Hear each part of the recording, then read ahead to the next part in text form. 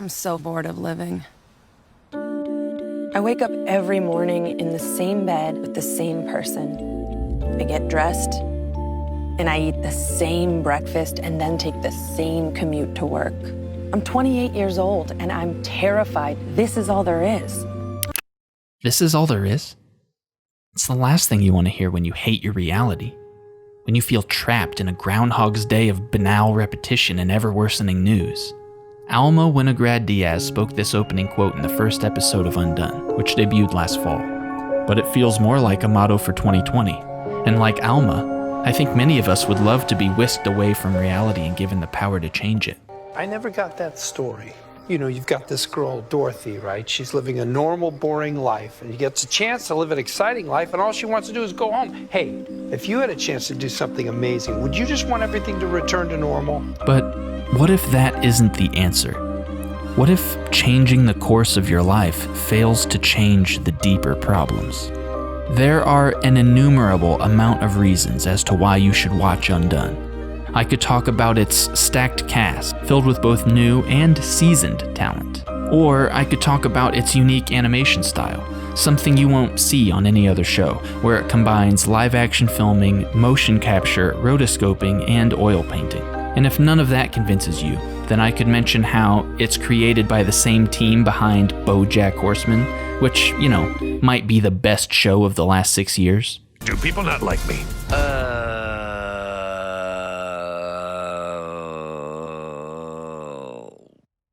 What were we talking about? But for me, the greatest thing about Undone is how it questions a popular lie in fiction, that by changing the events of the past, you can magically fix all of your problems.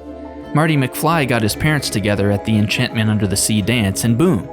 Dave is wearing a suit to the office, Mom looks so thin, George is looking fly in a sport coat and dark shades, and Biff is subjected to putting not one but 2 coats of wax on the now undamaged car. The premise here is that our problems are external, hinging on a singular moment that can be reversed with a lead foot and a DeLorean. Now, this isn't entirely false. Many problems are external. See the current pandemic as evidence. But what this idea fails to consider are the internal, personal character flaws that remain regardless of external pressure. It's a tempting power. When Alma awakens from her grief-induced car crash, she is greeted by her dead father's presence. Through a series of trippy, reality-bending conversations, Alma's father informs her that she can shift her consciousness through time. Better yet, with this new ability, she can finally get to the bottom of who killed her father and potentially bring him back, restoring equilibrium to her family. Who wouldn't say yes to that call to adventure? Where many shows would lose themselves in the fun and games portion of this premise, It's an absolute dream. the team behind Undone consciously undoes our expectations regarding time travel. Leaving reality and shifting through time doesn't make Alma's life any easier. She fails to be present with her family. She ignores her boyfriend and learns her family's wounds go deeper than just the night she lost her father. Undone is less concerned with changing reality and more concerned with exploring how we perceive reality. In the first episode, Alma tells a disobedient girl at her daycare about the Kogi tribe of Colombia and how they raise their young in a dark cave for the first 9 years of their lives. They spend that time telling their children stories about what life outside the cave looks like, so that their children can be Blown away by how much more amazing the world is than they could have ever imagined. It's a great metaphor to start Alma's journey, and cleverly ironic since Alma is living in a sort of dark cave of her own, telling herself stories about reality that likely aren't true. There's also Alma's cochlear implant, which allows her to hear. Upon wearing this hearing aid for the first time, Alma recalls how the world sounded robotic. Nothing made sense.